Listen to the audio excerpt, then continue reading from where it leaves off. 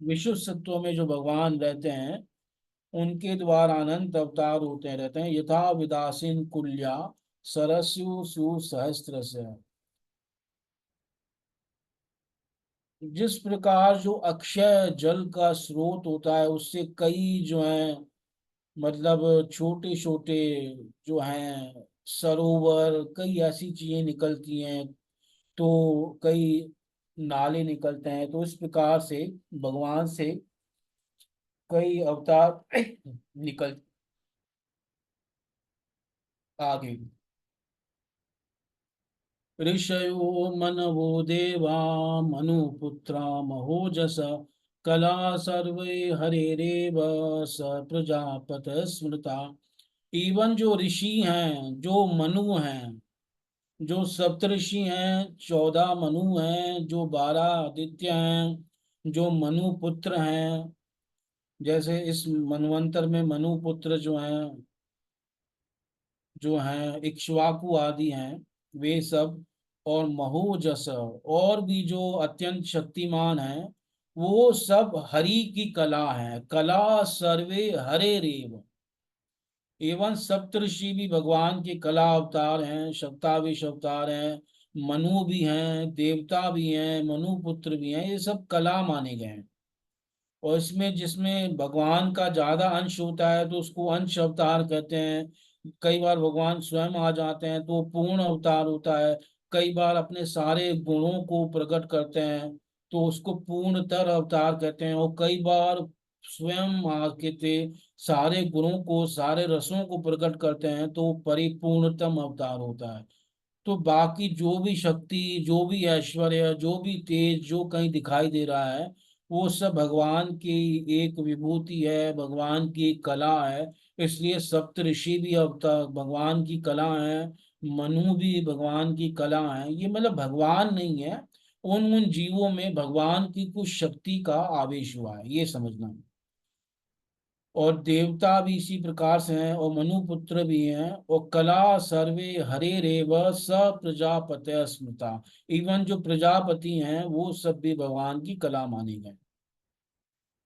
तो अब ये जो वर्णन किया, अब सूत गोस्वामी ने जो बात पहले गोपनीय ढंग से बताई थी, भगवान अहरत भरम, उसी बात को अब स्पष्ट रूप से बता रहे हैं। क्योंकि सूत गोस्वामी भी डर गए कि मैंने यहाँ पे कृष्ण की गिनती कर दी है तो लोग कृष्ण को भी एक सामान्य अवतार मानेंगे, जबकि ऐसा नहीं होना चाहिए। तो अब बड़ा सुंदर श्लोक बता रहे हैं, ये बड़ा फेमस श्लोक है और ये सारे भक्तों को ये श्लोक याद होना चाहिए। वो क्या कह रहे हैं? एते चांश कलह पुंसः कृष्णस्तु भगवान स्वयं इंद्राणी व्याकुलम लोकम मृडयन्ति युगे युगे। एते, एते का मतलब है ये सब जो मैंने पहले बताया है, यानी जो 22वें अवतार बताए हैं, और जो ये कहा है कि ऋषि मनु आदि ये सब भी भगवान की कला है, ये सब। और च शब्द, च से मतलब है जो मैंने नहीं बताए, क्योंकि भगवान के असंख्य अवतार हैं, अनंत अवतार हैं, कोई सारे तो बता ही नहीं सकता। तो जो नहीं बताए उनको च से ले लो। एते और च, एते का मतलब जो बता दिए ये सब, और च का मतलब एते ये मया उक्ता, जो मैंने पहले बताए। और च शब्देन अनुक्ता, और जो मैंने नहीं बताए, वो सब के सब क्या है? अंश कला पुंसा। केचित अंशा केचित कला, कुछ भगवान के अंश हैं और कुछ भगवान की कला हैं। भगवान की नहीं, पुंसा, पुरुष की। शिरोदक्षाय विष्णु मान लो, गर्भोदक्षाय विष्णु मान लो, तो उसमें कुछ पुरुष की, यानी शिरोदक्षाय विष्णु की कुछ अंश हैं, कुछ कलाएं हैं। पर इनमें जो 20वें अवतार के रूप में मैंने कृष्ण का वर्णन किया है, वो न अंश है, वो न कला है, न स्वयं पुरुष है, और अपितु वो क्या है? स्तरी स किम, तो बता रहे हैं कृष्ण स्तु भगवान स्वयं। कृष्ण स्वयं भगवान है ना। वो न अंश है, न कला है, न पुरुष ही है स्वयं। वो स्वयं भगवान है। यानी वो उन्हीं से पुरुषादि अवतार होते हैं, क्योंकि पहले ही कहा जगृहे पौरुषम रूपम भगवान महदादि भी। तो भगवान शब्द फिर यहाँ कृष्ण के साथ आया। 20वें में भी बताया, जब 23वें श्लोक में, वहां भी भगवान हरत बरम, और पहले ही कह दिया है कि भगवान ही अवतार धारण करते हैं पुरुष अवतार में।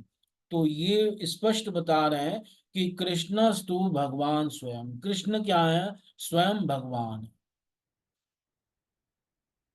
स्वयं भगवान का मतलब है कि वो कोई कह सकता है अच्छा स्वयं नारायण ही कृष्ण के रूप में आए गए हैं, इसका मतलब ये है। नहीं नहीं, ऐसा नहीं है। स्वयं नारायण ही कृष्ण के रूप में आए, ये कहने का भाव नहीं है सुद गोस्वामी का। क्योंकि जो नारायण है या इवन जो क्षीरोदक्षाय विष्णु आदि हैं, वो विषय तो ज्ञात है सबको। इसलिए जो नियम है संस्कृत का, या जो बताने का नियम होता है कि पहले जो है अनुवाद बताया जाता है और फिर विधेय बताया जाता है। अनुवाद का मतलब है जो वस्तु किसी को पता हो वो पहले बताई जाती है, और फिर जो वस्तु उस व्यक्ति के बारे में अज्ञात है वो वस्तु बाद में बताई जाती है। ये नियम है। जैसे ये ब्राह्मण परम विद्वान है। अब ये ब्राह्मण पहले बता दिया क्योंकि उसका ब्राह्मणत्व प्रसिद्ध है, पर वो साथ में बहुत बड़ा विद्वान भी है, ये बात अज्ञात है, तो ये बात बाद में बताई जाती है। ये नियम होता है। अब कोई ऐसा वर्णन करे ये विद्वान ब्राह्मण है, तो ये उल्टा होगा, ये नियम के अकॉर्डिंग सही नहीं है। अनुवाद पहले और विधेय बाद में, है ना। इसलिए यही सही वाक्य है, ये ब्राह्मण परम विद्वान है। तो उसी प्रकार अनुवाद किसे कहते हैं? जो वस्तु किसी के बारे में पता हो, फेमस हो, वो पहले बता दी जाती है, और उसी व्यक्ति या उसी पर्सनैलिटी में जो विषय अज्ञात हो वो बाद में बता दिया जाता है। तो कृष्ण यहाँ पे प्रसिद्ध हैं क्योंकि उनकी गिनती अवतारों में हो चुकी है। 20वें अवतार में कृष्ण आए, है ना, और पहले वर्णन हो चुका है। पर वो कृष्ण सामान्य अवतार नहीं है, स्वयं भगवान है। ये विधेय है, ये बात अज्ञात है, इसलिए ये बाद में कह रहे हैं। इसलिए सूत गोस्वामी के वचन बिल्कुल परफेक्ट हैं। वो क्या कह रहे हैं? कृष्णस्तु भगवान स्वयं। लेकिन जो उनमें कृष्ण है वो स्वयं भगवान है। तू शब्द का मतलब है लेकिन, किंतु। ये सारे अवतारों में जो मैंने कृष्ण का वर्णन किया है वो स्वयं भगवान है। ये वस्तु अज्ञात थी, तो इसको बाद में बता रहे हैं। अगर नारायण ही स्वयं भगवान होते और वो कृष्ण के रूप में आते, तो सूत गोस्वामी के वचन फिर उल्टे हो जाते। भगवान वस्तु स्वयं कृष्ण, ऐसे वचन बोलते कि जो भगवान है स्वयं नारायण वैकुंठपति, वही कृष्ण के रूप में आए। जबकि ये नहीं कह रहे, ये कह रहे हैं कृष्णस्तु भगवान स्वयं। तो ये सब अंश हैं, कुछ कलाएं हैं, पर इनमें जो भगवान श्री कृष्ण है वो परिपूर्णतम है, साक्षात पर ब्रह्म है, वो स्वयं भगवान है। और ये बात बड़े बड़े ऋषि मुनियों ने कही है, नारद आदि ने कही, स्वयं भगवान ने भी गीता में कहा, मत्तः परतरम न अन्यत् किंचिद अस्ति धनंजय। कई श्लोकों में भगवान स्पष्ट कह रहे हैं, भोक्ताराम यज्ञ तपसाम सर्वलोकमहेश्वरम अहम सर्वस्य प्रभु मत्तः सर्वं प्रवर्तते इति मत्वा भजन्ते माम बुधा भाव समन्विता। बड़े स्पष्ट भगवान गीता में भी कह रहे हैं। और अर्जुन आदि ने भी कहा, परम ब्रह्म परम धाम पवित्रम परमम भवान पुरुषम शाश्वतम दिव्यम आदि देवम अजम विभुम। और ये बात कई जगह कही गई है ना। नारद जी ने भी कही ये बात युधिष्ठिर महाराज के पास जब वो आए थे। जब युधिष्ठिर महाराज राजसूय यज्ञ जब उन्होंने किया, और उस यज्ञ में जब शिशुपाल मारा गया भगवान के हाथों से, तो नारद जी ने जो है पूरी कथा सुनाई कि कैसे ये दैत्य जो हैं, पहले दैत्य थे और उनको 4 कुमारों का श्राप मिला, और सब वर्णन किया नारद जी ने। और प्रहलाद महाराज जी की कथा भी उसी प्रसंग में आ गई कि वो ही जो है भगवान के पार्षद थे, जो पहले हिरण्याक्ष और हिरण्यकशिपु बने तब भी ये भगवान के हाथों से मारे गए, फिर रावण कुंभकर्ण बने तब भी भगवान के हाथों से मारे गए, फिर इस समय शिशुपाल और दंतवक्र हैं और ये भी भगवान के हाथों से जो है मारे गए हैं। शिशुपाल जो है अभी तुम्हारे सामने ही भगवान के हाथों से मारा गया, उसका वध हुआ। तो ये नारद जी ने पूरा प्रसंग सुनाया, तो बाद में नारद जी क्या कहते हैं, बड़ा सुंदर श्लोक कहते हैं। ये 7वें स्कंद के 15वें अध्याय का 76 श्लोक है, 76वां श्लोक। वो कह रहे हैं, सवा अयम ब्रह्म महद विमृग्यम कैवल्य निर्वाण सुखानुभूति प्रिया सुहृद व खलु मातुलेय आत्मा अर्हणीयो विधिकृत पुरुष। हे युधिष्ठिर, ये जो तुम्हारे सामने बैठे हैं, भगवान कृष्ण की तरफ इशारा करके कहते हैं, जिनको तुम अपना प्रिय मानते हो, जिनको अपना शुभ चिंतक मानते हो, है ना, और जिनको अपना ममेरा यानी मामा का पुत्र मानते हो, अपना ममेरा भाई मानते हो, और जिनको अपनी आत्मा मानते हो, जिनको पूजनीय मानते हो, और जिनको जो है गुरु मानते हो, ये कृष्ण क्या है, सवा अयम ब्रह्म, यही पर ब्रह्म है। बिल्कुल स्पष्ट कहते हैं। बड़े बड़े ऋषि मुनि, बड़े बड़े योगी जन अपने ध्यान में, अपनी समाधि में इनके चरणों के नख को भी नहीं ढूंढ पाते, और बड़े बड़े ऋषि योगी जन इन्हीं को ढूंढ रहे हैं, और जिनको वो ढूंढ रहे हैं वो परम ब्रह्म यही है। महद विर्मज्ञ, महद लोग, बड़े बड़े ऋषि मुनि लोग, बड़े बड़े योगी लोग इन्हीं को ढूंढ रहे हैं। सवा अयम ब्रह्म, वेद जिनको ब्रह्म कहता है ना, वेदों ने जिसको नेति नेति कहा, जिसको बड़े बड़े ऋषि मुनि ढूंढ रहे हैं, वो ब्रह्म यही है, तुम्हारे सामने जो बैठे हुए। इनसे परम सत्ता किसी की नहीं है। कैवल्य निर्वाण सुखानुभूति, यही कैवल्य देने वाले हैं, मोक्ष देने वाले हैं, आत्म आनंद, आत्म स्वरूप आनंद से परिपूर्ण, अखंड आनंद से परिपूर्ण है, ये सच्चिदानंद है, और यही वास्तव में पर ब्रह्म है जो तुम्हारे सामने बैठे हुए हैं। इन्हीं को जो है लक्ष्मी जी इनकी सेवा कर रही हैं, और बड़े बड़े देवता ब्रह्मा शिव आदि भी इन्हीं का ध्यान करते रहते हैं, यही साक्षात भगवान है, स्पष्ट कहते हैं। और तुम लोग बड़े भाग्यशाली हो कि तुम्हारे यहाँ ये भगवान जो है छिपे हुए रहते हैं, और इसलिए ऋषि मुनि तुम्हारे यहाँ आते रहते हैं, क्योंकि स्वयं भगवान कृष्ण तुम्हारे यहाँ छिपे हुए हैं। तो तुम लोग इस संसार में बहुत भाग्यशाली हो पांडवों।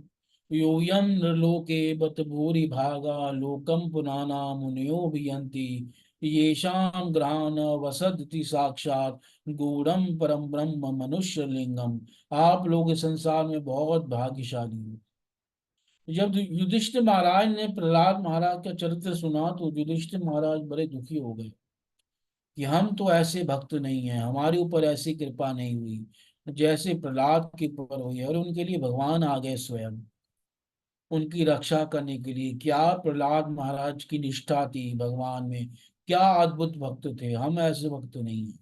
तो नारद जी ने उनके हृदय के भाव को पहचान लिया, और तब नारद जी कहते हैं, अरे नहीं नहीं, यूयम नृलोके भत भूरि भागा, आप तो प्रहलाद आदि से ज्यादा भाग्यशाली, बहुत भाग्य है आपका। क्यों, क्या भाग्य है इन पांडवों का। लोकम पुनाना मुनियो भी, लोकों को पवित्र करने वाले ऋषि मुनि प्राय तुम्हारे घरों में आते रहते हैं। व्यास आते हैं, धौम्य आते हैं, बड़े बड़े और नारद आदि जैसे ऋषि आते रहते हैं। इस बार नारद जी कह रहे हैं, क्यों भाई इन पांडवों के पास ऐसा क्या है, क्यों इनके घर में आते हैं ऋषि मुनि। तो नारद जी कह रहे हैं, ये शाम ग्रहान अवसत इति साक्षात, जिनके घरों में ये शाम ग्रहान अवसत वास कर रहे हैं। कौन वास कर रहे हैं, साक्षात परम ब्रह्म, साक्षात पर ब्रह्म वास कर रहे हैं आपके घरों में। ये शाम ग्रह न वसत इति साक्षात गूढ़म छिपे हुए हैं परम ब्रह्म मनुष्य लिंगम। परम ब्रह्म जो है मनुष्य के रूप में छिपे हुए हैं आपके घरों में, तो आपसे ज्यादा भाग्यशाली और कौन हो सकता। ये श्लोक भागवत में दो जगह है, 7वें स्कंद के 15वें अध्याय में भी है और 7वें स्कंद के 10वें अध्याय में भी है। इससे पहले जो श्लोक बताया था सवायम ब्रह्म, कि ये वही ब्रह्म है, ये श्लोक भी दोनों अध्याय में है, 7:15 में भी है, 7:10 में भी है। तो इस प्रकार से कृष्ण स्वयं भगवान है और इनकी स्वयं भगवत्ता अभी तक अज्ञात थी, पर यहाँ पे स्पष्ट कर दिया कृष्णस्तु भगवान स्वयं। ये परिभाषा सूत्र है भागवत का। इसलिए आगे कहीं पे भी भागवत की व्याख्या करनी हो जहाँ अवतारों की बात आए, तो इस श्लोक के हिसाब से व्याख्या होनी चाहिए। क्योंकि कई जगह आएगा कि भाई कृष्ण नारायण के अवतार हैं, ऐसा भी कई जगह लिखा आएगा। तो वहां पे जो नियम चलेगा श्लोक का चलेगा, क्योंकि ये परिभाषा सूत्र है। तो पूरी भागवत की व्याख्या श्लोक के हिसाब से होनी चाहिए, मतलब जो अवतारों का प्रसंग है तब। तो इसलिए कह रहे हैं एते चांश कला पुंसा कृष्णस्तु भगवान स्वयं। और ये भगवान कब कब कब कब आते हैं, तो कह रहे हैं इंद्र अरि व्याकुलम लोकम। इंद्र के शत्रुओं के द्वारा, अरि कहते हैं शत्रुओं को, यानी इंद्र की शत्रु कौन है, दैत्य राक्षस असुर, उनके द्वारा जब व्याकुलम लोकम, जब संसार व्याकुल हो जाता है, लोग भयभीत हो जाते हैं, तो मृडयंती युगे युगे, ये भगवान युग युग में आते हैं, है ना, जीवों को आनंद देने के लिए, सुख देने के लिए। और भगवान ने गीता में भी कहा संभवामि युगे युगे, तो भगवान युग युग में प्रकट होते हैं। तो कृष्ण के रूप में भगवान परिपूर्णतम रूप में प्रकट होते हैं, स्वयं भगवान है, सारे दिव्य गुणों को प्रकट करते हैं। वो लक्ष्मी आदि को भी अपनी ओर आकर्षित कर लेते हैं, जबकि नारायण गोपियां तो उनसे आकर्षित रहती हैं, स्वयं श्रीमती राधा रानी उनसे आकर्षित रहती हैं। ये सब पता चलता है कि वो परिपूर्णतम ब्रह्म है। बाकी किसी में ऐसी शक्ति नहीं है, नारायण में भी वो शक्ति नहीं है कि वो नारायण लक्ष्मी को तो आकर्षित कर सकते हैं, पर वो गोपियों को आकर्षित नहीं कर सकते। तो श्री कृष्ण पर गोपियों को, लक्ष्मी को, राधा रानी को, सबको अपनी ओर आकर्षित करते हैं। ऐसे दिव्य गुण हैं श्री कृष्ण में, और सारे के सारे दिव्य गुण और सारे के सारे दिव्य रस उनमें प्रकट होते हैं। इसलिए कृष्ण सु भगवान स्वयं। तो इस प्रकार से श्री कृष्ण की सर्वश्रेष्ठता बता दी। अब आगे कह रहे हैं जन्म गुह्यम भगवतो य एतत् प्रयतो नरः सायं प्रातर्गणन भक्त्या दुख ग्रामाद् विमुच्यते। जो भी भगवान के गुह्य अवतारों का सावधानी से प्रत्येक सुबह तथा शाम को पाठ करता है, वह जीवन के समस्त कष्टों से छूट जाता है। जन्म गुह्यम भगवतु, भगवान के अवतार बड़े गोपनीय हैं।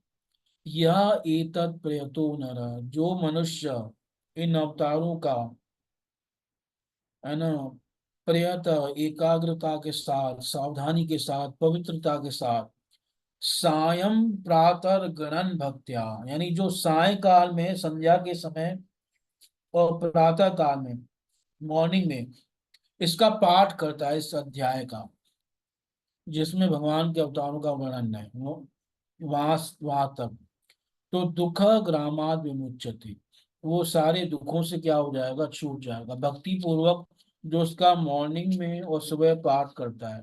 कहाँ से कहाँ तक पाठ करना है, पहले स्कंद के 3 अध्याय के पहले श्लोक से लेकर श्लोक संख्या 28 तक, तो सारे दुखों से जो है छूट जाएगा। या पूरे अध्याय का भी पाठ कर सकते हैं, तो सारे कष्टों से वो मुक्त हो जाएगा। दुख ग्रामात विमुच्यते, भक्ति से करना है और दोनों टाइम करना है, मॉर्निंग में भी और शाम को भी, और पवित्रता से करना है। अब आगे एतद्रूपं भगवतो यरूपस्य चिदात्मन माया गुणैर्विरचितं महदादि विरात्मनि। एतद रूपम भगवतो, ये संसार भी भगवान का ही रूप है। ही अरूपस्य चिदात्मन, जो चिदात्मन आध्यात्मिक सच्चिदानंद भगवान है, और जिनका कोई भौतिक रूप नहीं होता, अरूपस्य, तो उनका ये संसार भी उन्हीं का एक रूप है। और ये कैसे रचना हुई है? माया गुणेर भी रचितम, माया के गुणों के द्वारा इसकी रचना हुई है, सतोगुण रजोगुण और तमोगुण के द्वारा। और महद आदि वीर और महद आदि तत्वों से इस संसार का निर्माण हुआ है। कुल 24 तत्व हैं जिनसे ये संसार बना है। और ये संसार कहाँ बना है? आत्मनि, भगवान ने जो है अपने स्वरूप के भीतर इसको बनाया है। तो इस प्रकार से ये संसार भी भगवान का एक रूप है।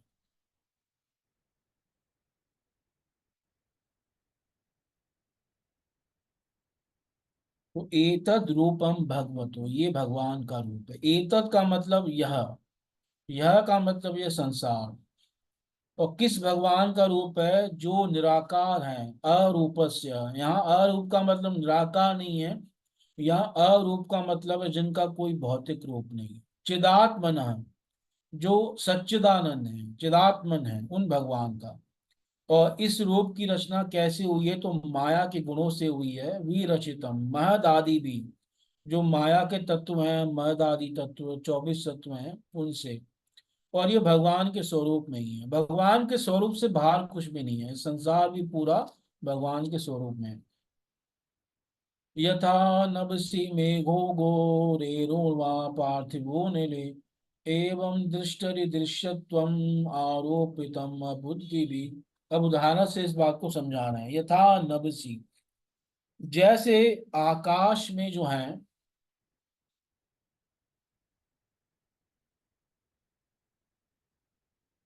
बादल जो है वो वायु के आश्रय में रहते हैं। बादल हमेशा क्या रहते हैं? और जो मिट्टी होती है, धूसर पना होता है, वो जो है धूल में होता है। परंतु अल्प बुद्धि लोग, मनुष्य बादलों को समझते हैं आकाश में है, और जो मिट्टी आदि है, धूसर पना है, उसको समझते हैं वो वायु में है। ऐसे ही अविवेकी पुरुष सबके साक्षी आत्मा में स्थूल दृश्य जगत का आरोप करते हैं, जबकि ये वास्तव में भगवान इस संसार से परे हैं। ये भगवान में होकर भी ये संसार, भगवान इन सबसे परे हैं। इसलिए कह रहे हैं यथा नभसी मेघ हो, आकाश में समझते हैं बादल हैं, जबकि बादल वायु में रहते हैं। रेरुण व पार्थिव, जो धूल के कण हैं वो समझते हैं उसमें है, पर वो जो है ना वायु में है, पर वो वायु में नहीं होते। इसी प्रकार से एवं दृष्टरि, जो दृष्टा हैं, जो साक्षी हैं, उनको वो दृश्य मान लेते हैं, संसार मान लेते हैं। आरोपितम, अबुद्धि भी, जो मूर्ख लोग हैं। अब आगे बता रहे हैं, अतः परम यद अव्यक्तम अव्यूढ़ गुण व्यूहितम अदृष्ट श्रुत वस्तुत्वा सजीवो यत् पुनर्भव। इससे परे, इस स्थूल संसार से परे भगवान का एक सूक्ष्म अव्यक्त रूप है। अतः परम, यानी ये संसार से परे, यद अव्यक्तम, वो सूक्ष्म है, जो न तो स्थूल की तरह आकार आदि गुणों वाला है और न देखने सुनने में ही आ सकता है। वहां सूक्ष्म शरीर आत्मा का आरोप यहाँ प्रवेश होने से यह जीव कहलाता है, और इसी का बार बार जन्म होता है। तो ये भौतिक संसार जो अग्नि जल वायु आकाश से बना हुआ है, ये स्थूल संसार है। पर एक सूक्ष्म संसार है जो सूक्ष्म तत्वों से बना हुआ है, अहंकार मन बुद्धि, यानी जिससे लिंग शरीर बना हुआ है, सूक्ष्म शरीर बना हुआ है। तो वो कह रहे हैं वो उससे परे है, उससे श्रेष्ठ है। अतः परम यद अव्यक्तम, वो स्थूल की तरह व्यक्त नहीं है, क्योंकि स्थूल शरीर तो दिखाई दे रहा है, इसको स्पर्श कर सकते हैं, पर उसको स्पर्श भी नहीं कर सकते, वो दिखाई भी नहीं देता। अव्यूढ़ गुण व्यूहितम, अदृष्ट अश्रुता, उसको देख नहीं सकते। सजीव, उसी को जो है जीव कहा जाता है। यानी कई बार लिंग शरीर को ही जीव कहते हैं। इसमें 16 तत्व होते हैं जिससे सूक्ष्म शरीर बनता है। पंच ज्ञानेंद्रियां होती हैं, पंच कर्मेंद्रियां होती हैं, पांच इंद्रियों के विषय होते हैं और एक मन होता है। इन 16 तत्वों से जीव का सूक्ष्म शरीर बनता है। और जीव स्थूल शरीर का तो त्याग करता रहता है बारंबार, पर ये सूक्ष्म शरीर का वो त्याग कभी नहीं करता, ये जीव के साथ हमेशा रहता है। और इसी के कारण जीव को दोबारा दोबारा जन्म होता रहता है। स यत पुनर्भव। तो संसार भी दो प्रकार का है। एक स्थूल संसार जो दिखाई दे रहा है, अग्नि जल वायु आकाश पृथ्वी से बना हुआ है, और इसी से हमारा शरीर बना हुआ है, तो इसी को स्थूल शरीर कहते हैं। और एक सूक्ष्म संसार है जिसमें कर्मेंद्रियां हैं, ज्ञानेंद्रियां हैं, इंद्रियों के विषय हैं, मन है। और फिर मन का अगर और विस्तार करोगे तो बुद्धि है, अहंकार है, चित्त है। कई बार एक मन ही कहा जाता है। तो इस प्रकार इसमें 16 तत्व हैं। ये जो है संसार इससे परे है, इससे श्रेष्ठ है, और ये सूक्ष्म है। और इसी सूक्ष्म संसार का सूक्ष्म शरीर बनता है जो प्रत्येक जीवात्मा को प्राप्त होता है। इसलिए जीवात्मा का शरीर मरने के बाद बदल जाता है, पर उसका मन नहीं बदलता, उसकी इंद्रियां नहीं बदलती, ये सब चीजें नहीं बदलती, वो वही रहती हैं। और ये लिंग शरीर जो है जिसको सूक्ष्म शरीर कहते हैं, ये जब छूटेगा, ये तभी छूटता है जब जीव की मुक्ति होती है।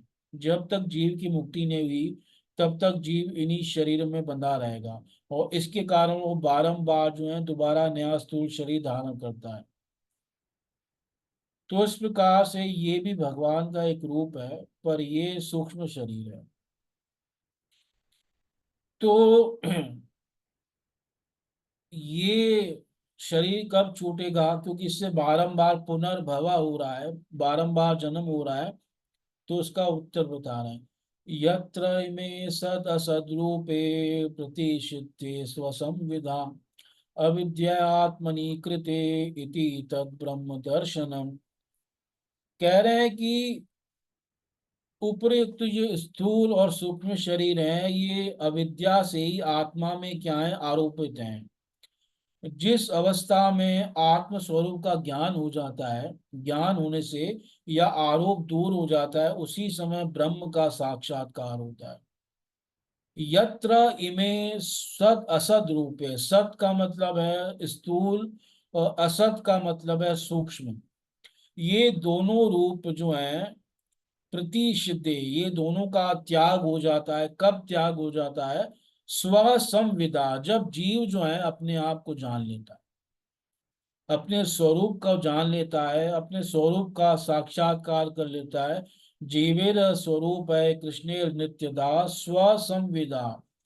और ये समझ लेता है कि ये अविद्या से ही आत्मा में आरोपित है, और अपने तत्वों को जान लेता है। इसी को ब्रह्म दर्शन का है। इति तद ब्रह्म दर्शनम। तो उस समय जो है ये इन शरीरों से उपरत हो जाता है।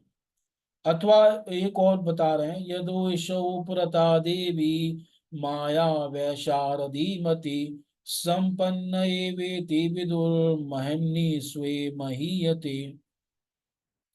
तत्वज्ञानी लोग जानते हैं कि यह जो बुद्धि रूपा भगवान की माया है, जब ये निवृत्त हो जाती है तो उसी समय जीव परमानंद में मग्न हो जाता है, और उसके अपने स्वरूप में स्थित हो जाता है, और उसके स्थूल और सूक्ष्म शरीर खत्म हो जाते हैं। तो यानी अविद्या खत्म हो जाएगी जब जीव अपने स्वरूप को जान लेगा। पर उसके बाद भी एक विद्या शक्ति बची रहेगी। अविद्या खत्म हो गई जब जीव को ज्ञान हो गया, पर उसके बाद भी जीव की मुक्ति नहीं होगी, क्योंकि जब तक ये विद्या शक्ति है ये खत्म नहीं होगी। यद एषा उपरता देवी, यानी जब ये देवी यानी माया जो सतोगुण की वृत्ति के कारण हमारे अंदर कई विद्याएं उत्पन्न करी है, माया वैशारदी मति। तो जब ये विद्या रूपी माया सतोगुणी माया भी खत्म हो जाएगी, रजोगुणी और तमोगुणी तो खत्म हो गई पहले, पर अभी भी सतोगुणी बची है। तो जब ये खत्म हो जाएगी, यानी खत्म होने का मतलब उपरत हो जाएगी, हमारे को छोड़ देगी, तो तब ये संपन्न ये विधि, तब ये भगवान को प्राप्त करेगा वास्तव में। और महिमनी स्वे मय्यते, अपने महिमा में अपने स्वरूप से ये सुशोभित हो जाएगा, यानी ये भगवान को प्राप्त कर लेगा। संपन्न एवति विदुर महिमनी स्वे मय्यते, यदेशो प्रता देवी माया वैशारदी मति, संपन्न एवेति विदुर महमनि स्वे महीयते। इस प्रकार से कह रहे हैं, यानी ये बुद्धि रूपा सतोगुणी माया भी जब भगवान की निवृत्त हो जाएगी तो उस समय जीव जो है भगवान को प्राप्त कर लेगा, परमानंद में हो जाएगा। रजोगुण और तमोगुण तो खत्म हो जाता है, पर फिर जीव सतोगुण में बन जाता है। पर भगवान की कृपा से सतोगुणी माया भी दूर होगी, तब अपने स्वरूप में ये अवस्थित हो जाएगा। एवं जन्मानि कर्माणि यकर्तुरजनस्य च वर्ण्यन्ति स्म कवयो वेद गुह्यानि हृत्पते। एवं जन्मानि कर्माणि, इस प्रकार भगवान के जन्मों को और उनके कर्मों को, लीलाओं को, जो कि अकर्तुर अजनस्य च, वास्तव में भगवान अकर्ता है और अजनस्य, कभी जन्म नहीं लेते, पर फिर भी वो भक्तों के लिए जन्म भी लेते हैं, लीलाएं भी करते हैं, पर उनमें बनते नहीं है, इसलिए उनको अकर्ता कहा गया है। और वो जन्म आदि भी अज्ञान के कारण नहीं होते, इसलिए उनको अजन्मा कहा गया है, पर जन्म होता है और लीला भी करते हैं। वर्णयंती, वर्णन करते हैं, कौन वर्णन करते हैं? कवयो, बड़े बड़े भक्त लोग, बड़े बड़े विद्वान लोग उसका, भगवान की लीलाओं का, भगवान के जन्मों का वर्णन करते हैं। हृदपते, जो हृदय के स्वामी हैं, अंतर्यामी परमात्मा है, भगवान है। और ये भगवान के जन्म और कर्म वेद में भी गोपनीय ढंग से बताए गए हैं। वेद गुह्यहान, वेदों में स्पष्ट नहीं है, बड़े छिपा करके बताए गए हैं, पर वही कवियों ने, भक्तों ने, है ना, बड़े बड़े आचार्यों ने उसको भागवत आदि में स्पष्ट रूप से बताया है, पुराणों में स्पष्ट बताया है, जो कि वेदों में जिसको छिपा करके बताया गया है। इसलिए वेद पढ़ने वाले भगवान के अवतार आदि को नहीं जान पाते, वो बस यज्ञ आदि में, कर्मकांड आदि में लगे रहते हैं, क्योंकि वो वेदों में बड़े गोपनीय ढंग से है, वहां तक उनकी बुद्धि नहीं पहुंच पाती, और प्रायः वेद के पढ़ने वाले यज्ञों में ही फंसे रहते हैं, वो भगवान के अवतार, भगवान की लीलाओं को जान ही नहीं पाते। इसलिए यहाँ पे कह रहे हैं वेद गुह्यानि। ऐसा नहीं है कि वेद में नहीं है, ये भी अर्थ नहीं होगा, वेद में है, भगवान के जन्म भी है, भगवान की लीलाएं भी हैं। क्योंकि अगर वेद में नहीं होंगे तो वो प्रमाणिक ही नहीं माने जाएंगे, क्योंकि मैंने पहले कहा ना, हम तो वेद को ही स्वीकार करते हैं, पर वो वेद में गोपनीय ढंग से हैं। ऊपर ऊपर से नहीं पता चलेंगे। जैसे रत्न अगर चाहिए तो समुद्र की गहराई में जाना पड़ेगा, ऊपर ऊपर से थोड़ी रत्न मिल जाएगा।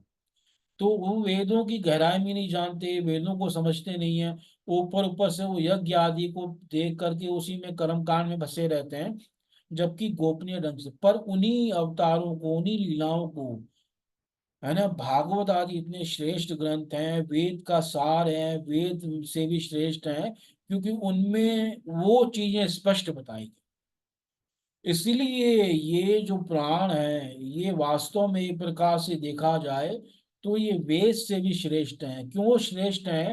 क्योंकि जो बात वेद में छिपा करके रखी गई है यहाँ स्पष्ट है, और ये वेदों के अर्थ को बताने वाले हैं। तो जो प्राण जानता है वो वेद का अर्थ जानता है, और जो केवल वेद जानता है वो केवल वेद जानता है, वो अर्थ नहीं जानता, क्योंकि अर्थ पुराणों में है। तो इसलिए वेद को जानने वाले से श्रेष्ठ है, ज्यादा विद्वान है जो पुराणों को जानता है। तो इस प्रकार से ये भगवान की लीलाएं हैं, ये भगवान के रूप हैं, और ये जो है संसार भी भगवान का रूप है, स्थूल रूप है।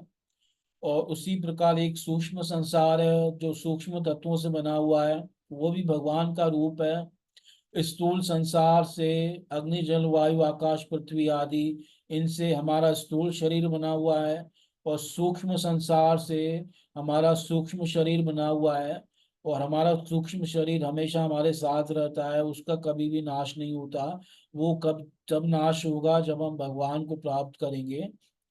और ये जो है, ये दोनों रूपों का नाश तब होता है जब जीव को स्वरूप ज्ञान होता है, स्व संविदा। पर उस समय भी स्वरूप ज्ञान से भी केवल माया के दो पहलू नष्ट होते हैं, रजोगुण और तमोगुण। सात्विक माया बची रहती है, वो सात्विक माया भगवान की कृपा से दूर होती है, वो अपने ज्ञान से भी दूर नहीं होती। और जब भगवान की कृपा होती है तो वो सात्विक माया भी उपरत हो जाती है, और तब तीनों प्रकार की माया जीव को छोड़ देती है। उस समय जो है जीव संपन्न हो जाता है और अपनी महिमा में प्रतिष्ठित हो जाता है, यानी अपनी महिमा में स्थित हो जाता है। संपन्न एवेति विदुर महमनि स्वे महीयते। तो ये सिद्धांत बता रहे हैं आगे। सवा इदं विश्वममोघलील सृजत्यवत्यति न सज्जतेऽस्मिन् भूतेषु चान्तरित आत्मतंत्र षाड्वर्गिकं जिघ्नति षड्गुणेश। वही भगवान सवा इदम विश्वम, वही भगवान जिनका वर्णन यहाँ चल रहा है, जो अवतार लेते हैं, तो वही अमोघ लीला, जिनकी लीलाएं अमोघ हैं। अमोघ का मतलब है जो वास्तव में अपने आप का दान करने वाली हैं। अगर कोई लीलाओं को सुने, इनको पढ़े, तो वो जिसकी लीला है उसका भी दान कर सकती है, यानी भगवान को दे सकती हैं। उदार लीला है भगवान की, अमोघ लीला है। भगवान की लीला कभी व्यर्थ नहीं होती। अमोघ का मतलब होता है जो कभी व्यर्थ ना हो। तो भगवान की लीला शाश्वत है, कभी व्यर्थ नहीं होती। भगवान ऐसे ही कुछ नहीं करते, तो इसलिए भगवान की लीला अमोघ है। वे लीला से ही इसका सृजन करते हैं, इसका पालन करते हैं, उसका श्रृंगार करते हैं। सृजति, सृजन करते हैं। आप कहोगे ब्रह्मा सृजन कर रहा है, नहीं, ब्रह्मा नहीं कर रहा, भगवान ही कर रहे हैं। इसलिए सबा कह रहे हैं, वही सृजन करते हैं। अवति, और वही पालन करते हैं। और अति, यानी वही एक दिन इसको खा जाएंगे, इसका नाश कर देंगे इस संसार का। पर फिर भी न सज्जते इसमें, इसमें आसक्त नहीं होते। भगवान ये सब कार्य करते हुए भी इनसे आसक्त नहीं होते, है ना, उनमें आसक्त नहीं होते। ऐसा नहीं कि जब नाश करते हैं सृष्टि का तो उसके बाद बैठ के कहीं रो रहे हो कि हाय हाय सृष्टि खत्म हो गई, नहीं, कभी उसका आसक्ति नहीं करते। और भगवान जो है उसमें आसक्त नहीं होते, प्राणियों के अंतःकरण में रहते हैं। भूतेषु चा अंतर्हित, आत्मतंत्र, वो स्वतंत्र भगवान। षाड वर्ग कम जिग्नति षट गुणेश, वो छह गुणों के, छह ऐश्वर्यों के स्वामी, परम स्वतंत्र हैं। और जीवों के हृदय में रहते नियंता के रूप में उनको विषयों को भी ग्रहण करते हैं, परंतु विषयों को ग्रहण करते हुए भी उससे अलग रहते हैं, उसमें आसक्त नहीं होते। वे परम स्वतंत्र हैं, ये विषय कभी उन्हें लिप्त नहीं कर पाते। षाड वर्ग कम जिग्नति, वो उन विषयों को ग्रहण करते हैं पर उनसे हमेशा परे रहते हैं। षड गुणेश, तो इस प्रकार से भगवान ही सृष्टि करते हैं, भगवान ही पालन करते हैं, भगवान वही मुख्य सृष्टा है, वही पालन कर। इसलिए भागवत की शुरुआत इससे होती है, जन्माद्यस्य यतः। इसलिए सृष्टि आदि भगवान के साथ ही लगाना चाहिए और किसी के साथ नहीं लगाना चाहिए। बाकी जो कर रहे हैं वो सिर्फ निमित्त मात्र हैं, और भगवान ने उनको नियुक्त किया है। वास्तविक सृष्टा भगवान है, वास्तविक पालन करने वाले भगवान है। और ये सृष्टि आदि भी भगवान की एक लीला है। एक बार प्रश्न किया गया कि भगवान ने संसार बनाया ही क्यों भाई? फालतू का चक्कर डाल दिया, फिर संसार बनाओ, फिर भक्ति करो, फिर उनके धाम में जाओ। तो ऐसा क्यों किया भगवान ने? तो भगवान ने क्यों संसार बनाया, तो उसका एक उत्तर दिया वेद व्यास ने। लोकवत्तु लीला कैवल्यम, ये भगवान की एक लीला मात्र है। ये भी भगवान की एक लीला है। भगवान केवल दयालु नहीं है, केवल कृपालु नहीं है, भगवान कौतुकी भी हैं। कौतुकी का मतलब जो तरह तरह के खेल करता है, तरह तरह की लीलाएं रचता है, और इस प्रकार से अपने भक्तों को आनंद देता है और खुद आनंद लेता है। और जो बद्ध जीव हैं, जो अनादि काल से बद्ध हैं, वो संसार की सृष्टि करके उनको फिर एक अवसर देते हैं भगवान कि अब की इतने, मतलब इतने समय से तो तुम मेरे पास नहीं आ पाए, एक अवसर और देता हूं, अब की बार भक्ति कर लो, मेरे पास आ जाओ। तो इस प्रकार से भगवान ये संसार की सृष्टि पालन और श्रृंगार करते हैं और उनमें कभी भी लिप्त नहीं होते। तो कुछ श्लोक रह गए हैं इस अध्याय में, अभी ये पूरा नहीं हुआ, और ये श्लोक भी सब महत्वपूर्ण है।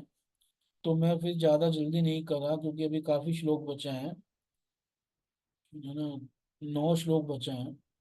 तो अभी यहीं विराम देते हैं। अब कोई प्रश्न उत्तर है तो चर्चा करते हैं। आप सबका बहुत बहुत धन्यवाद। हरे कृष्ण। अ, राजेंद्र दास प्रभु जी, खुशी, राजेंद्र प्रभु जी। हरे कृष्ण प्रभु जी। हरे कृष्ण प्रभु जी। अ, प्रभु जी, फर्स्ट ऑफ ऑल ये क्लास तो बहुत अच्छा हो रहा है, क्योंकि मंदिर में जो भागवतम क्लास होता है, एक हाँ श्लोक तो पूरा एक 1 घंटे का क्लास हो जाता। हाँ तो हाँ यहाँ वहाँ पे आज कोई श्लोक का हुआ तो कल और किसी श्लोक को होता है, इसलिए हमें इतना समझ में नहीं आ रहा है हम हाँ जैसे लोगों को। हाँ बट हाँ यहाँ पे जो 1 to 1, 1 by 1 क्लास हो रहा है, ये जो क्लासरूम की तरह, ये हमें बहुत अच्छी तरह से समझ में आ रहा है। हाँ इसलिए हाँ तो आपको बहुत बहुत थैंक यू। और सेकंडली प्रभु जी, एक क्वेश्चन है, आपने 2 क्वेश्चन है मेरा है। हाँ आपने बोला कि कलाप ग्राम है जहाँ पे अभी मुनि ऋषि वगैरह छुप के रहे हुए और हाँ हाँ। बाद में आएंगे, वो कलाप ग्राम यही भूमंडल में या और कहीं पे? नहीं नहीं, यहीं पे है। बद्रिकाश्रम से ही आगे पड़ता है। आप अगर बद्रिकाश्रम जाओ तो वहाँ उसके आगे सबसे लास्ट में जो है माना गांव पड़ता है। उसके बाद चाइना का बॉर्डर पड़ जाता है। और माना गांव में ही वो गुफा है जहाँ वेदव्यास ने श्रीमद् भागवतम की और ग्रंथों की रचना की है। वहाँ पे उनका आश्रम है वेदव्यास का। वहाँ पे वो गुफा भी बनी हुई है, वहाँ जा सकते हैं। तो उसी के आगे जो है और पहाड़ों में जाके कहीं कलाब ग्राम है। पर वो ऐसे स्थान पे है, बहुत आगे बहुत आगे, जहां तक हमारी गति नहीं है, कोई मनुष्य नहीं जा सकता, है ना। भगवान की ऐसी व्यवस्था है, वहां तक कोई नहीं पहुंच सकता। पर वो है बद्रिकाश्रम से आगे, ये शास्त्रों में बताया गया है। और वहां पे रह रहे हैं कई सिद्ध योगी अभी भी।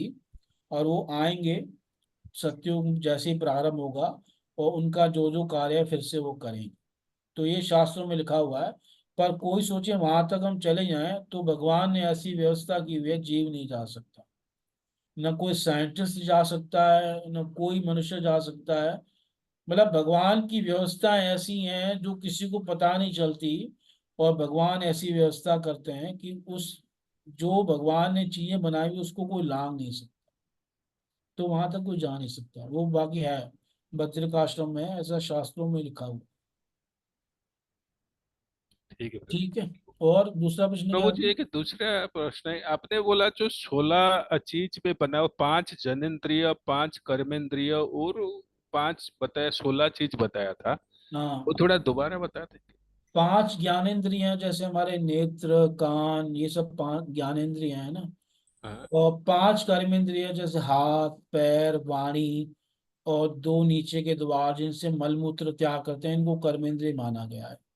और ठीक। जो ज्ञानेंद्रिय है, नेत्र, कान, त्वचा, जीवा, जिनसे हम ज्ञान प्राप्त करते हैं ना, ये सब, नासिका, ये सब ज्ञानेंद्रिय।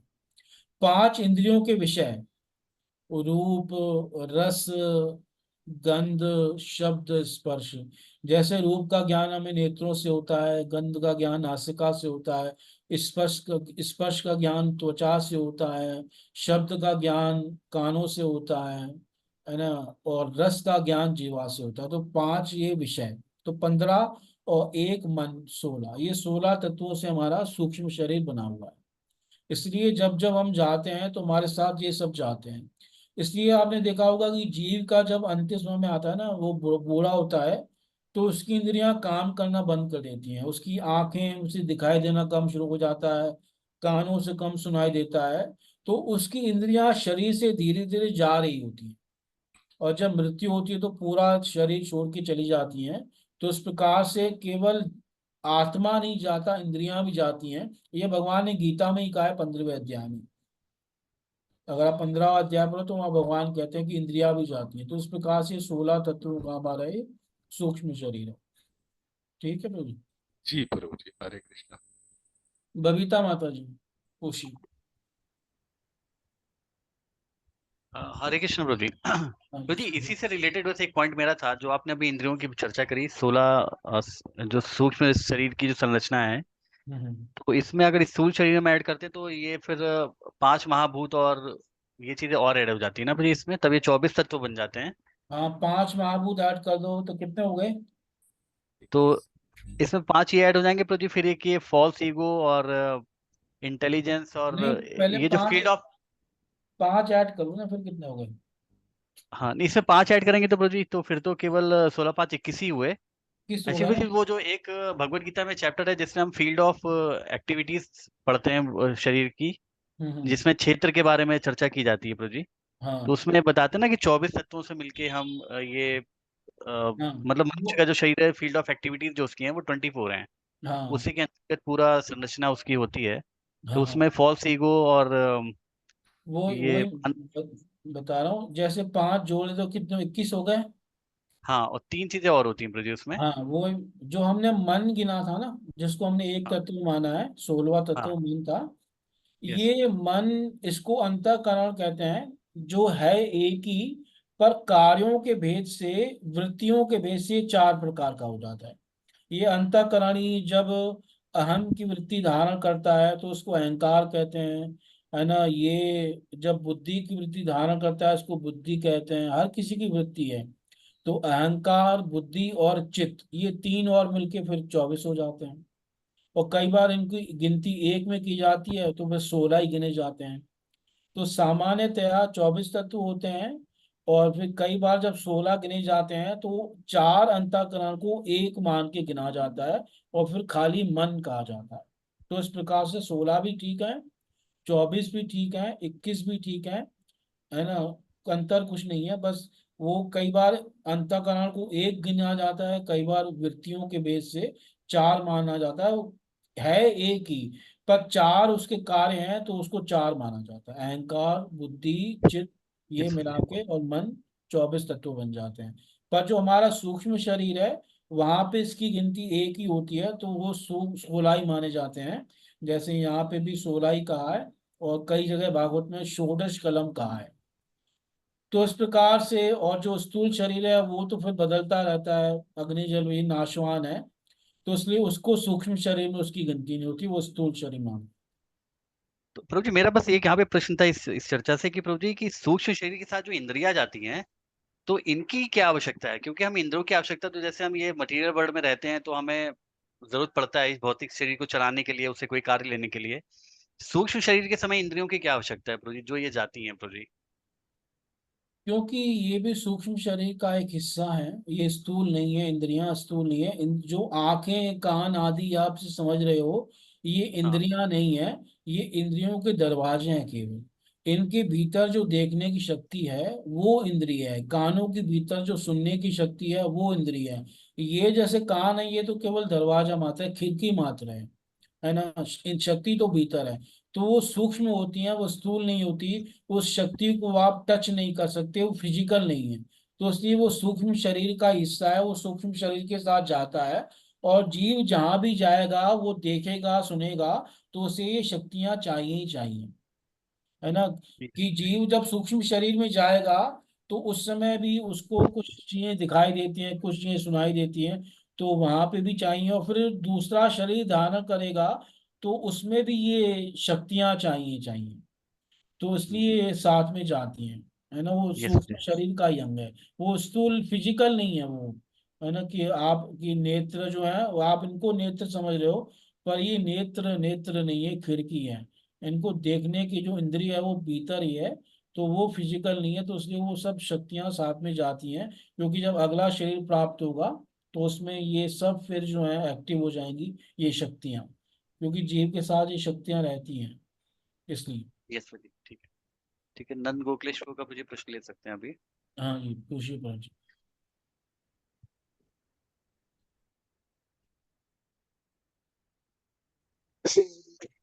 हरे कृष्ण प्रभु जी, दंडवत प्रणाम प्रभु जी। आवाज साफ आ रही है? हाँ हाँ, बिल्कुल साहब आ रही है। ठीक है, thank you Prabhu ji, thank you, बहुत सुंदर आपने लेक्चर दिया। अच्छा प्रभु जी, इसमें जो आपने ये जो सारे जो अवतारों का वो दिया था डिटेल दी हुई है उसमें चैतन्य महाप्रभु के अवतारों का वो दिया हुआ नहीं, मेंशन नहीं किया है, उसमें चर्चा नहीं हुई है। तो ये इसको कैसे वो हाँ, इसमें तो कई अवतार नहीं दिए, हयग्रीव भगवान का भी नहीं दिया, यज्ञ भगवान का भी नहीं दिया, हंस भगवान का भी नहीं दिया। चैतन्य महाप्रभु आपको समझना होगा, पहले तो वो युग अवतार है, तो युग अवतारों का तो यहाँ वर्णन अभी किया ही नहीं, यहाँ तो लीला अवतारों का वर्णन किया है। युग अवतारों का जब वर्णन करेंगे 11वें स्कंद में, तब वहां उनका अवतार का वर्णन करेंगे, पहली बात। और दूसरा, चैतन्य महाप्रभु छिपे हुए अवतार हैं, छन्ना कलौ, तो इसलिए उनका स्पष्ट वर्णन नहीं कर सकते। और 11वें स्कंद में भी जो करेंगे तो वहां छिपा करके ही करेंगे। तो महाप्रभु जो उनका अवतार छिपा हुआ बताया गया है कि कलयुग में भगवान का अवतार छिपा रहता है, गोपनीय रहता है, तो उसको स्पष्ट नहीं वर्णन करते हैं शास्त्र, छिपा करके वर्णन करते हैं। और वो भगवान का अवतार युग अवतार है, तो युग अवतार किसी का वर्णन नहीं किया। जैसे सतयुग के अवतार युग अवतार हंस हैं, हंस का वर्णन कहाँ किया है ना। ऐसे ही कई अवतारों का वर्णन नहीं किया। तो इस प्रकार से युग अवतारों का जब प्रसंग आएगा तब वहां वर्णन करेंगे। ठीक ठीक है, थैंक यू मुझे, थैंक यू 11वें सो मच। स्कंद में करेंगे, 5वें अध्याय में, आगे भागवत में ही अच्छा अच्छा, वहां ठीक करेंगे। पर वो भी ठीक। छिपा करके करेंगे, स्पष्ट नहीं करेंगे, स्पष्ट उनका नाम नहीं लेंगे।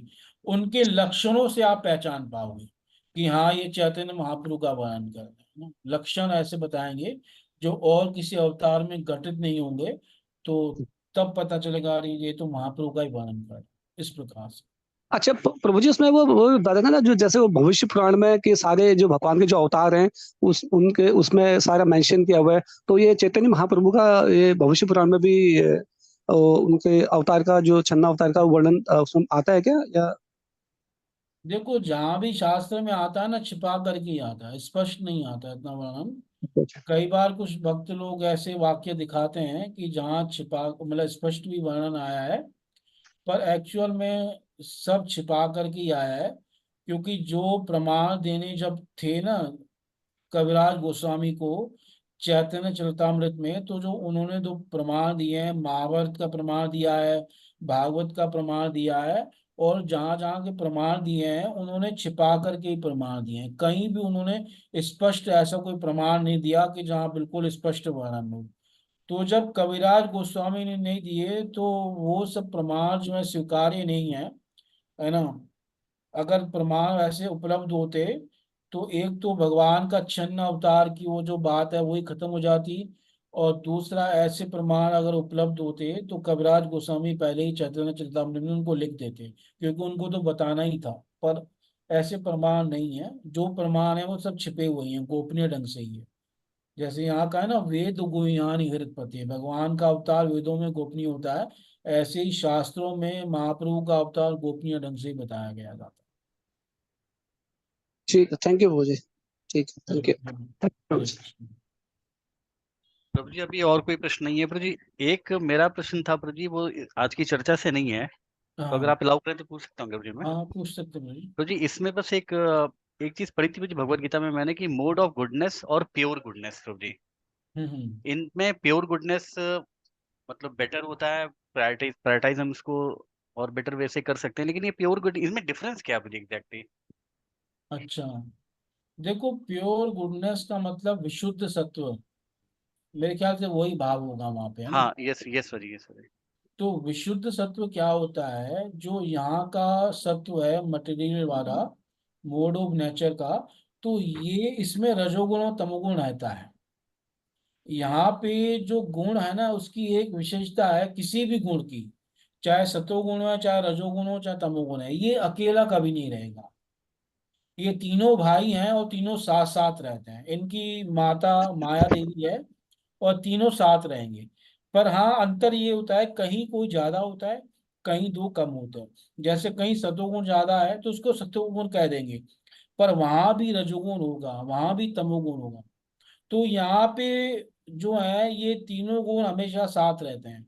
पर एक इन तीनों गुणों से परे एक गुण है जो माया का नहीं है, जो भगवान की अंतरंगा शक्ति का है, योग माया का है, संदनी शक्ति का है, वो है विशुद्ध सत्व।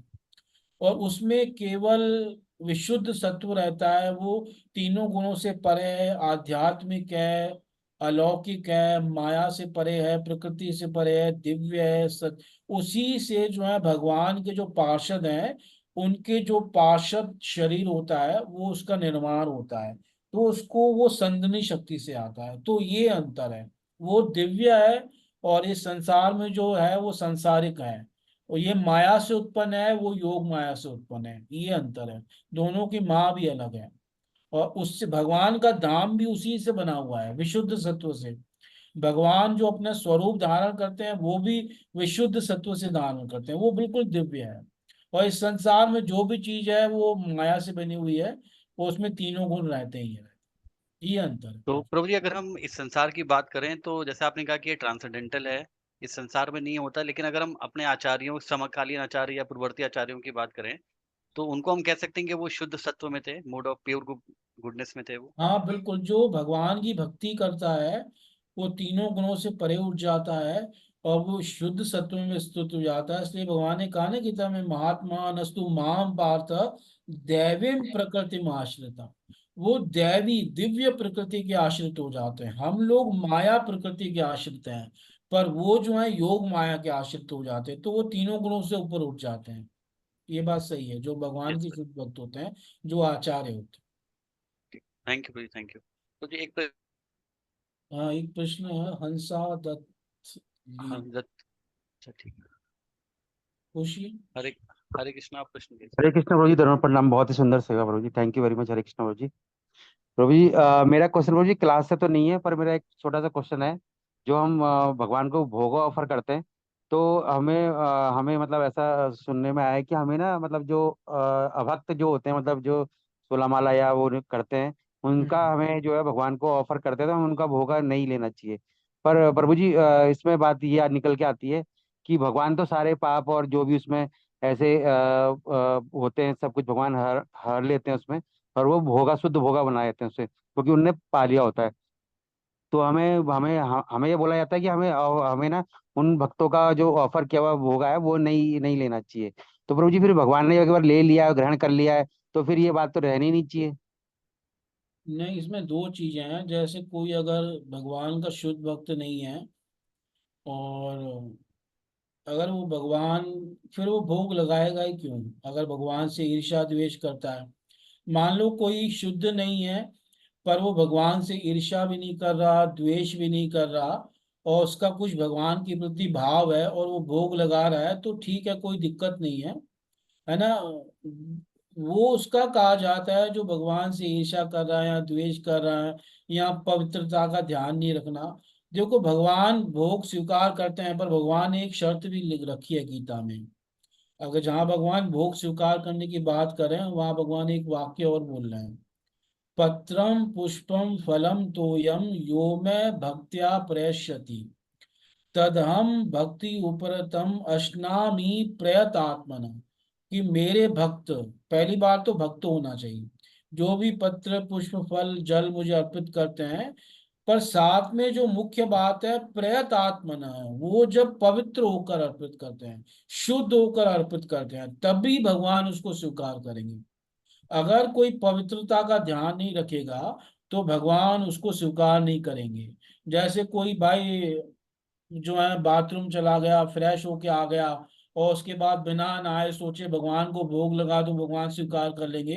तो ऐसे नहीं करेंगे भगवान स्वीकार।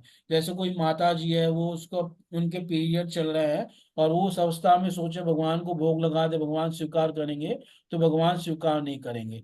अगर वो शुद्ध भक्त नहीं भी है, और उसका भगवान के प्रति भाव है, और वो पवित्रता से भोग लगा रहा है, तो भगवान स्वीकार करेंगे, और ऐसे भोग को ग्रहण करने में कोई दोष नहीं है। पर अगर कोई जो है शुद्ध भक्त है, उसके बाद भी उसे पवित्रता का पालन करना होगा, और तब वो भगवान का भोग लगाएगा, तो तब भगवान सारे दोष ले लेते हैं, और तब उसको हम स्वीकार कर सकते हैं। तो हमें मुख्य बात ये ध्यान देनी है कि भोग लगाने वाला पूरे विधि विधानों के साथ मुख्य तौर पे पवित्रता और श्रद्धा के साथ भगवान को भोग लगाए, तभी भगवान स्वीकार करेंगे। ऐसे भगवान स्वीकार, खाली भोग लगाने से भगवान स्वीकार नहीं करते। प्रभु जी पवित्रता। हाँ जी प्रभु जी, आपने वैसे बहुत अच्छा बताया। प्रभु जी इसमें एक ये बात निकल के आती है, जैसे कोई अभक्त है, मतलब इतनी इतनी शुद्धता नहीं रख पा रहा है, अगर वो स्टार्ट करना चाह रहा है, तो अब स्टार्ट करना चाह रहा है, उस टाइम तो शुद्ध नहीं है वो, पर वो करना चाह रहा है, करेगा वो, पर अब भाव तो उसका मतलब इतना नहीं होगा, इतना अटैचमेंट नहीं, मैं भगवान की तरफ भाव या। की बात कर ही नहीं रहा ना। हाँ मैं जी हाँ ये जी, बात कर रहा हूँ कि शुद्धता उसकी की। शरीर की तो शुद्धि रखे ना। बेशक प्रभु जी उसका भाव शुद्ध नहीं है, पर अगर वो शरीर की शुद्धि रखेगा और उसको भगवान के प्रति थोड़ा श्रद्धा, थोड़ा भाव होगा, तो भगवान स्वीकार कर लेंगे। है ना? ऐसे नहीं कि बिल्कुल प्योर हो जाएगा तभी भगवान स्वीकार करेंगे, ऐसी बात भी नहीं चल रही।